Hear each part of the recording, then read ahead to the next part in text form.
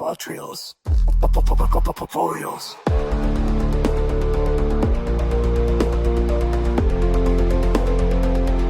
Fotocontorios. Revolucionando o conhecimento científico. Olha, que bom ter a companhia de quem nos ouve para mais essa conversa aprofundada. Oi, que bom tá aqui. Hoje a gente vai explorar as ideias de O Andar do Bêbado, sabe? Do Leonardo Ludinov. Isso, um livro ótimo. É um livro que faz a gente pensar muito sobre o acaso, né? Como ele influencia a nossa vida muitas vezes sem a gente nem notar. Exatamente. E o Mlodinow tem uma trajetória bem interessante, né? Veio da física, Caltech, até roteirista ele foi. É verdade. E ele tem essa habilidade, assim, de deixar a ciência mais acessível. O livro fala muito da nossa dificuldade em lidar com a aleatoriedade, com o que a gente não controla. Já ele começa de um jeito muito forte, né? Com a história do pai dele. Nossa, sim, em Buchenwald, sobrevivente do Holocausto. É um começo bem impactante. Muito. Buchenwald, para quem não lembra, foi um dos maiores campos de concentração nazistas, ali perto de Weimar, na Alemanha. Terrível. Milhões de pessoas passaram por lá, né? Judeus, prisioneiros políticos, ciganos, testemunhas de Jeová, sofrendo trabalho forçado, experimentos, enfim. E o pai dele? O pai dele, quase morrendo de fome, roubou um pão. Aí descobriram. Tinha ele e outros suspeitos. Ele confessou para salvar os outros. Caramba! E aí? Era para ser fuzilado, né? Mas aí, num lance que só pode ser descrito como sorte, acaso puro, o padeiro alemão, que era o responsável, em vez de entregar ele, deu um emprego para ele na padaria. Nossa, que reviravolta. Salvou a vida dele. Um exemplo extremo de como o acaso pode mudar tudo. E é o ponto de partida perfeito para o livro, né? Para discutir essa nossa dificuldade em ver o papel do acaso. Exato. Bom, vamos investigar isso então. E o Mlodinow pega essa perspectiva para fazer a gente questionar tudo. Sucesso, fracasso, como a gente enxerga a realidade. Bom, vamos mergulhar nisso então. A ideia central que ele defende é que nós, seres humanos, somos péssimos em lidar com a aleatoriedade. É isso. Exato. A nossa mente ela é programada para buscar causa e efeito, para achar padrões. E aí ela tem uma dificuldade enorme em aceitar que muita coisa simplesmente acontece. Por acaso mesmo. Ele mostra como a nossa intuição sobre probabilidade é cheia de falhas. Tem aquele exemplo clássico da Linda. Ah, o da Linda, a bancária feminista. Clássico. Descrevem a Linda. Inteligente, formada em filosofia, preocupada com justiça social. Um perfil bem específico. E aí perguntam, o que é mais provável? Opção 1. Linda é bancária. Opção 2. Linda é bancária e ativa no movimento feminista. E a maioria escolhe a opção 2, né? Porque combina com a descrição. Isso. Só que isso viola uma regra básica da probabilidade. É a tal da falácia da conjunção. Porque a chance de duas coisas acontecerem juntas Nunca pode ser maior do que a chance de só uma delas acontecer isoladamente. Ser bancária e feminista é um subconjunto de ser bancária. matematicamente é menos provável. Exato. Mas a descrição feminista encaixa tão bem na historinha que a gente cria sobre a Linda que o nosso cérebro prefere a versão mais coerente, mesmo sendo menos provável. É um atalho mental. A nossa percepção monta uma realidade que faz sentido pra gente, né? Mesmo que não seja mais lógica. E falando em pegadinha da intuição, não dá pra não falar do problema de Monty Hall. Aquele das portas, do carro e das cabras. Nossa! Esse aí é pra dar nó na cabeça mesmo. Vamos relembrar rapidinho? Vamos. 3 portas. Atrás de uma tem um carro, atrás das outras 2 cabras. Você escolhe uma porta, digamos a número 1. Certo. Aí o apresentador, que sabe onde está o carro, abre uma das outras portas, tipo a 3, e mostra uma cabra. E te pergunta, quer trocar para a porta 2 ou ficar com a 1? E a intuição da maioria das pessoas grita o quê? 50% para cada porta. Agora são só 2, né? Fica 50-50. Pois é, parece óbvio, né? Só que não é. A Marilyn Vassavant, aquela mulher com QI altíssimo, mostrou e levou muita crítica de gente com PhD, inclusive, que trocar de porta, na verdade, dobra sua chance de ganhar. Dobra? Como assim? A chance inicial na porta 1 era 1/3. As outras 2 juntas tinham 2/3. Quando o apresentador abre a porta 3 com uma cabra, Ele não está tornando a porta 1 mais provável. Ele está, na verdade, concentrando aquele 2/3 de probabilidade que estavam distribuídos entre a 2 e a 3, todos na porta 2. Uau!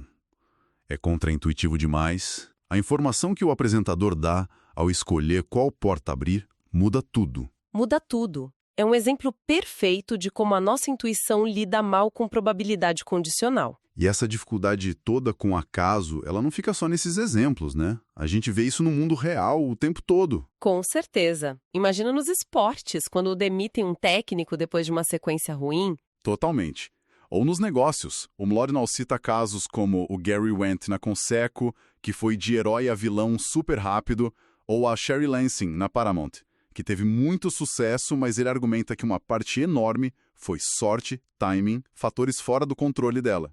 Me lembrou aquela frase famosa do roteirista William Goldman sobre Hollywood: ninguém sabe de nada. É quase impossível prever o sucesso de um filme, né? Exato. E essa imprevisibilidade toda leva a outro ponto importante do livro, a persistência. Ele mostra como muitos sucessos enormes, tipo O Diário de Anne Frank, os primeiros livros do John Grisham, Dr. Seuss, até Harry Potter. Nossa, foram rejeitados dezenas de vezes. Sério? Tantas vezes assim? Muitas. O sucesso não veio só da qualidade do trabalho, que claro que importava, mas veio também da teimosia, sabe? De continuar tentando num mercado editorial, cinematográfico, qualquer um que tenha um componente gigante de sorte, de aleatoriedade. Não adianta só ter talento, tem que ter persistência para dar chance para o acaso te ajudar. É como comprar mais bilhete de loteria, né? Aumenta a chance. Então, no fim das contas, a mensagem é para a gente ser mais humilde. Reconhecer que nem tudo está no nosso controle e ficar mais esperto para identificar o acaso agindo. Tipo, desenvolver uma alfabetização estatística para a vida. Aquele caso dos instrutores de voo israelenses que ele conta é perfeito para ilustrar isso. Ah, lembro desse. Conta aí. Eles notavam o seguinte: elogiavam um piloto depois de uma manobra excelente. E aí? O desempenho seguinte geralmente piorava. Agora, se eles davam uma bronca feia depois de uma manobra ruim, Aí melhorava. exato, tendia a melhorar. A conclusão deles, intuitiva, foi: opa, bronca funciona, elogio não. Faz um certo sentido intuitivo, né? Mas não era isso. Não era. O que eles estavam vendo sem saber era a famosa regressão à média. Regressão à média. Explica melhor. Pensa assim, desempenhos muito, muito bons ou muito, muito ruins geralmente são desvios da média daquela pessoa, né? Tem um fator sorte ali, pro bem ou pro mal. Ok. Então, é natural que depois de um evento extremo, seja ótimo ou péssimo, o próximo evento tenda a voltar para perto da média normal daquela pessoa. Ah, entendi. Então, não era a bronca ou o elogio que causava a mudança. Exatamente. Era só estatística fazendo seu trabalho, a performance voltando para o nível habitual. Mas a nossa cabeça quer achar causa e efeito, né? Isso me lembra da ancoragem. Ah, sim. Ancoragem é outro fenômeno poderoso. Aquele experimento do preço do hotel no Tahiti, Isso é ótimo. perguntaram para um grupo se um quarto lá custava mais ou menos que, sei lá, $5.500, para outro grupo se custava mais ou menos que $5. Números bem diferentes. E aí? O primeiro grupo que ouviu um número alto estimou um preço médio bem mais alto, tipo $1.176. O segundo grupo, que ouviu um número baixo, estimou bem menos, uns $334. Caranga. Mesmo o número inicial sendo meio aleatório, ele ancorou o palpite das pessoas. Exatamente. Puxou a estimativa para perto dele. Marketing e negociação usam isso o tempo todo, né? Nossa, demais. E tem coisas ainda mais sutis, como a influência do toque físico. Ah, esse é incrível. O estudo na França dos homens pedindo telefone para mulheres na rua. Sim. Quando o rapaz dava um leve toque no antebraço da mulher enquanto pedia o telefone, a taxa de sucesso dobrava, ia de 10% para 20%. Dobrava? Só com toque? Só com um toque leve. E o mesmo vale para gorjetas de garçons. Um toque discreto no braço ou ombro do cliente, Aumenta a gorjeta? significativamente. E o mais doido, a maioria das pessoas nem se lembra de ter sido tocada, mas o comportamento muda. É quase assustador o quanto somos influenciáveis sem perceber. E Isso vai até para julgamentos mais sérios, como competência, baseado só na aparência. O exemplo dos políticos. Pois é. Um estudo que manipulou fotos de candidatos para parecerem mais ou menos competentes viu uma diferença de até 14% na intenção de voto. 14%. É muita coisa. E outro estudo previu uns 70% dos resultados de eleições reais nos Estados Unidos, só pedindo para as pessoas olharem fotos e dizerem quem parecia mais competente. Nossa, quer dizer que decisões super importantes podem ser desviadas por algo tão superficial? Exato. Mostra como fatores inconscientes que a gente acha que ignora, na verdade, pesam bastante. Então, juntando tudo isso, parece que a gente vive sendo meio que enganado pela nossa própria mente, né? E a nossa mente não prega peças só nessas interações, né? Prega peças na gente mesmo com as nossas memórias. Tem aquele outro experimento. Nossa, isso é demais. As pessoas ouvem uma lista de palavras, todas ligadas à ideia de doce. Tipo bala, açúcar, mel, torta. Só que a palavra doce mesmo não tá na lista, não falam doce. Aí depois vão testar a memória das pessoas. E a mesma quantidade de gente diz que tem certeza que ouviu a palavra doce, quanto a quantidade que lembra de ter ouvido uma palavra que realmente estava lá, tipo sabor. Quer dizer, o cérebro inventou a memória ali, baseado no contexto geral, né? Parece que a nossa mente adora enganar a gente, né? Exatamente. A mente cria uma narrativa que faça sentido, né? Mesmo que para isso ela precise inventar um pouquinho, ou distorcer. O que essa exploração toda acaba mostrando é que a aleatoriedade, o acaso, não é só um detalhe incômodo. É parte fundamental da natureza. E está em todo lugar na nossa vida. E a nossa percepção, a memória, como a gente toma decisão, tudo isso é filtrado o tempo todo por esses processos inconscientes, por vieses cognitivos. Pensa no mundo dos negócios, por exemplo. Ou nos esportes.